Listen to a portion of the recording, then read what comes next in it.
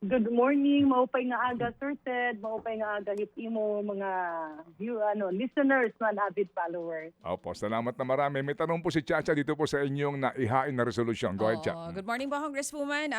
Ito nga po ngayon, naghain kayo ng resolusyon. Matagal naman na nating naririnig itong fake news, disinformation, at nagkaroon na rin ng mga iba't ibang investigasyon tungkol po dito. Pero ang sinasabi niyo po kasi, mas malala ngayon compared to before. May particular incident po ba kayo na nakita para kayo po ay makapaghain ng resolusyon na ito? Yung pag-intindi kasi ng iba, etong galawan na may mga fake news, may mga tina-target, nasa mga politiko lang. Pero lingid sa kaaraman ng marami, ito ay bumaba na. Example doon sa aking distrito, merong isang teacher, school head, biglang lumabas yung isang vlogger at sinabi niya, nako, nakakalungkot kasi etong si ganito at pinangalanan ay nag-positive sa HIV. Alam mo yung, alam namin na hindi totoo, pero yung reaction ng community, kasi hindi pa naman talaga natatanggal yung stigma, natulak, almost depressed yung teacher na ito. Hindi ko alam pero marami kasi akong naririnig na pagka magdo-donate ka dun sa kanilang mga foundation, sasabihin nila, ay, fake news pala yun, mali pala yun, sorry, hindi pala siya tama. Mm-hmm. And this is not an isolated incident. Palala siya ng palala at kapag sila ay nagkaroon na ng maraming followers and viewers, yung kanilang talent ay inaalok na nila sa national political fight or dun naman sa mga negosyante. Mahirap kasi para nang nalalaro na. At ang pinakamasakit dito, yung mga totoong journalist, yung mga totoong mga nagbibigay ng tamang balita ay nawawala sa ere. At least na kayo na po na mismo nagbanggit, kumbaga, inihain niyo po ito, hindi lang dahil ngayon nakikita natin, ang dami talagang bashers ng mga senador, kongresista, and even other politicians. Ito po ay para sa lahat, para maproteksyonan ng lahat. Pero dito po, nakalagay dito, mas gusto nyong patindihin yung batas kasi baka nga hindi na naaangkop yung mga batas na meron tayo ngayon dito sa online misconduct na malala po. Yes, kasi ang nangyayari ngayon, inaabuso nila yung freedom of expression. Inaabuso nila yung mga rights na supposedly ando dun sa ating legitimate media practitioners. Pero nawawala ngayon yung kasi maglalagay sila, ito may research kami, ito may ginawa kami, ito nakita namin. Itong isang teacher na ito, yung pala nagtatago lang siya, may anak siya, pero yung kanyang gender ay iba. Yung mga ganitong bagay, ikaw naman na ordinaryong teacher, takot na takot ka naman dun sa future ng iyong anak kasi baka ibuli sa school. You will have the tendency na mangutang para may isettle ka, na i-donate dun sa foundation na namimigay daw sila ng mga kung ano-ano. Pero alam naman natin, it's a legitimate way of extorting. So hindi lang, napakarami na nito sa mga probinsya. May ibubuli sa school kasi yung seaman, yung tatay o yung nanay may negosyo. Tapos ngayon kailangan kang magbigay para ihinto yung pambubuli through online, no? Opo. So, ma'am, meron na po tayo ngayong existing sa ating revised penal code on libel, and then meron na din po tayong cyber libel na mas mataas na po yung penalty.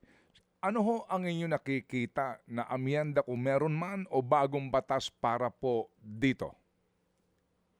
Yung unang-una kasi, yung pag-file ng kaso, syempre, kukuha ka ng abogado, magbabayad ka ng legal fees. Medyo mahal na rin yun para dun sa mga middle to low income class, lalo na yung mga nabubuli. Kailangan amyendahan yan, no? Pangalawa, pwede kasing may time bound Hindi pwedeng ang tagal-tagal ng desisyon. Kasi habang tumatagal, marami silang nabibiktima along the way. And how do we strengthen the ICT? Kasi kung mag-take out ng isang page o kunyari, may vlogger dyan, wala nang ginawa kundi magmura ng magmura. Tapos mumurahin yung anak ng isang tao, kapatid ng isang tao, yung alam nilang emotionally medyo malambot at hindi ganun katibay ang loob. So bilang magulang or bilang pamilya, you succumb to paying them Mm-mm. para lang tantanan yung bata kasi yung bata mentally affected na. The problem is, ang tagal-tagal mag-take out ng DACT. Ang dami pa nilang kailangan daanan. Ang dami pang kailangan gawin. Example, if you're talking about Meta, if you're talking about Facebook, ang tagal ng proseso. By the time that happens, ilang buhay na ang nasira, ilang pamilya na na-extortan, and they won't file a case anymore because yung hiningi sa kanila na 50,000, 100,000, 200,000, inutang pa nila yun. Yes, ma'am. So, okay, medyo ano ho ito, no? Kaninyo, nauuwi na po sa extortion and then pagkasira po ng buhay, pati nga po yung mga pribadong individual, no? Ma'am, how will you legislate? Paano kasi ang concern kaninyo itong mga medium, no? Itong Facebook or YouTube ang tatagal umaksyon. Kasi po ngayon, ma'am, meron tayong itong cyber crime division, meron tayong DICT, etc. So, kailangan pa ba talaga ng batas dito o regulasyon nitong mga government agency kapag naman klaro na po na ginagamit sa krimen yung kanilang mga medium? O paano ho kaya, ma'am? Dapat yung accountability nasa kanila din. Kaakibat nung kanilang medium. Let's say if you're talking about Facebook, you're talking about YouTube, kaakibat doon ay responsibilidad nila na i-vet yung mga qualifications ng mga naglalagay ng programa sa kanila. At dapat din umaksyon sila ng mabilis. Kasi I'm not sure, no, pero nagkakaroon kasi ng alegasyon na kapag itong isa, maraming followers, nagdadala sa kanila ng viewers at merong kasamang pera, medyo matagal na tinatanggal. Now, I know of one country who recently, I believe that was 3 weeks ago or 1 month ago, lahat ng bloggers or pages, kapag hindi kwalipikado ang tao or hindi ka totoong journalist, ay tinanggal ng gobyerno. So dito, ang dali lang sana niya na kunyari ikaw si Facebook, meron diyang mga bloggers. Example, yung isa magbibenta ng produktong pampaganda ng balat, hindi naman niya alam. No, at wala namang lisensya yung produkto. Dapat diyan pagka nakita automatic tatanggalin na ni Facebook. Hindi na maghihintay pa ng maraming complaints. And then in reporting kasi, kaakibat, alam niyo po yun, Sir Ted, mas maalam kayo sa bagay na yaan. Kaakibat nung ating mga media practitioners and journalists, kaakibat doon yung tinatawag natin responsible reporting and responsible researching. So, etong mga ito, yung iba walang hanap buhay, kaya lang matapang magmura, lalabas sila, magiging vlogger na, hindi naman tinatanggal, nabibigyan ng platform. So there should be minimum basic requirements for every blogger or every, what you go, I don't call them media practitioner kasi hindi naman talaga sila legitimate na media. Dapat kaakibat doon, merong minimum requirements para sila makapag-air ng kanilang program or kanilang page doon. Alam niyo, ma'am, ako naniniwala doon sa inyo pong adhikain na hindi dapat nangyayari yan. No? Naninira ka ng buhay ng, alam niyo yon, etc. Pero medyo thin line ngayon ito when you regulate kung sino lang ang may karapatan na magkaroon siya ng medium access, magkaroon ng channel sa YouTube man o sa Facebook, parang yung contention na sino ka para magsabi na itong taong ito ay hindi pwedeng magkaroon ng vlog. Doon pa lang sa requirement muna ay mukha pong lalabag ka agad sa kanyang karapatan sa malayang pamamahayag. Paano po ninyo maikaklaro ang linyang ito? Kaya nga, Sir Ted, kung pag-uusapan natin, example, may isang vlogger, ang kanyang trabaho mag-promote ng produkto. Talaga namang yung pinopromote niya, kunyari, magbibigay ng medical advice. Dapat naman doktor siya. Opo. Oo, dapat naman doktor siya. Kasi minsan ang dami ng pinopromote na mga supplements na hindi naman siya totoong supplements. And in fact, dahil marami ng viewers, ibang mga pasyente na nagpupunta sa kanilang doktor at makikinig dun sa isang vlogger na babago na yung pananaw. Doon naman sa mga regular program, alam naman natin kung ano ang basic qualifications ng isang media practitioner. Kasi may mga nakikita kami, ang mga nangyayari sa mga probinsya. Meron niyang lalabas, no? Na-involve na sa ilang scam.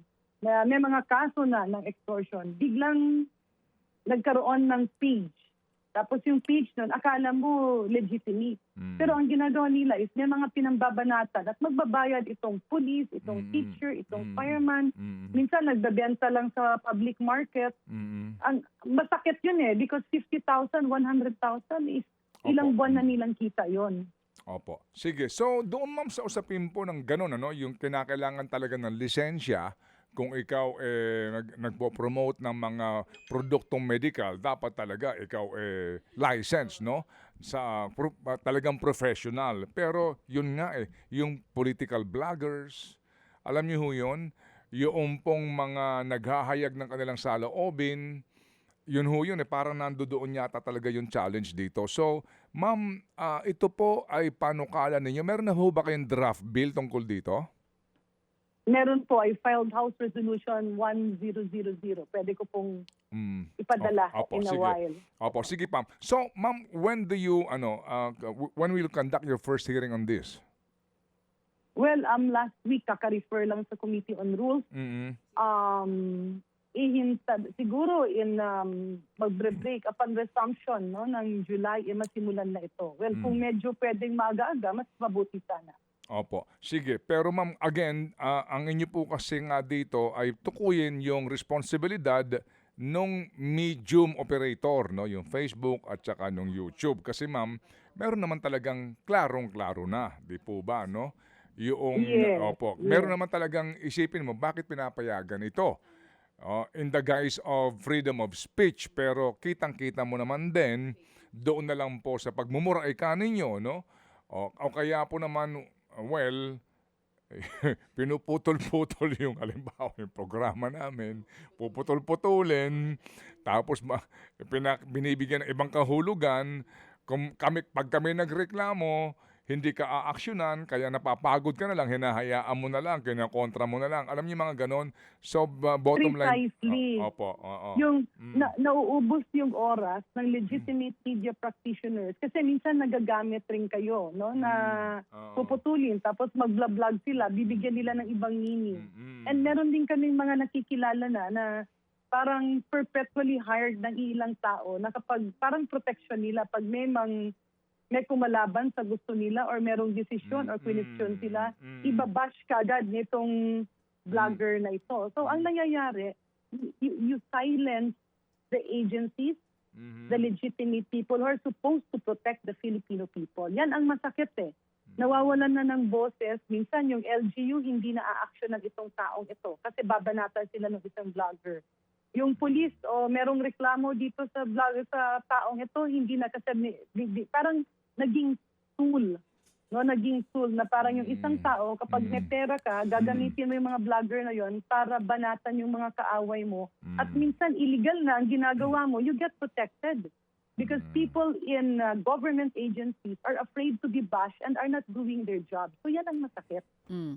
Sige. So, Congresswoman, pahabol lang po na tanong. Doon po sa draft bill ninyo, meron po bang penalties for the platforms? Kasi, kumbaga, sa kanila yung una sa platforms nila ina-upload itong mga fake news na kumakalat ngayon. Maglalagay po ba kayo ng penalties doon? Paano po?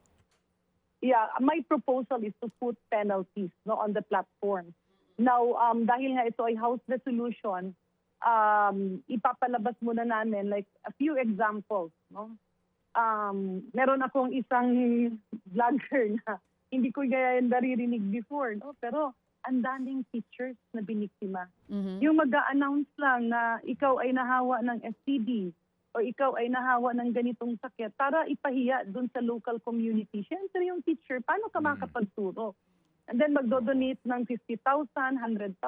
Pag principal ka, dapat 200,000. And nothing is happening. So, the moment they victimize a few, sunod-sunod na yon. And the government agencies that are supposed to act on this, hindi maka-action kasi takot ding ibalita, takot ding mabash. Ba't din nyo pa-entrap yan, ma'am? Tama. yun nga ang Mhm. mga bagay na nakakalungkot kasi you have to resort to that rather than Mhm. the whole country Mhm. protecting its people. So, Oo. nakakawawa rin there are a lot of legitimate outlets, no? Mhm. Na nagdadala ng tamang balita, tamang impormasyon, tamang paggamit ng freedom of speech, freedom of information. Nalulunod dahil nga inaabuso ng iba. So a few rotten eggs should not ruin the whole industry. Opo. O sige ma'am, well, sabi ko nga, ito ho ay panukala pa lang. Kumbaga, sigurado ako marami po agad dito ang magbabash sa inyo, tututol dito. Ito po ay pagsikil sa karapatan ng malaking pamamahayag. Pero ang sa akin lang is, let the discussion start and the debate begin, no?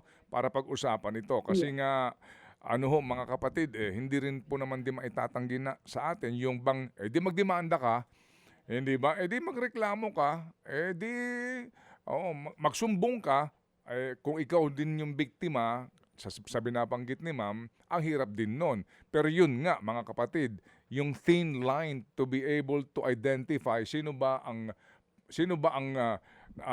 maaring ituring mo na walang karapatan para magkaroon ng ganyang channel. Right? Tama. Oo. Mapa-YouTube Sino man ka or para Facebook. sabihin na wala akong karapatan? Kahit na wala akong mababa pinag-aralan ko, gusto kong sabihin ang sasabihin ko. Gusto Kung ko hindi kayo, i-criticize yung gobyerno. kung ayaw nyo, di huwag ka manood. Oo, Ganun yan. Kung oo. di magdemanda ka. Alam niyo yung mga ganong katwiran, ma'am? Yes, kaya nga yun ang nakakasira sa totoong journalism. And dahil nga dun sa mga baluktot nilang paniniwala na yon, parang binigyan mo na sila ng lisensya to discredit every individual. Mabuti kung politiko ang binabash nila kasi nakakalaban yan. Gagastos rin, magkukuha rin ng kung ano-anong mga basher. At problema, yung mga maliliit na tao. Opo. No? Example, teacher ka, pagpasok mo sa school, ang feeling mo, hinuhubaran ka na ng kahihiyan ng lahat. Sa mga impormasyon na hindi totoo.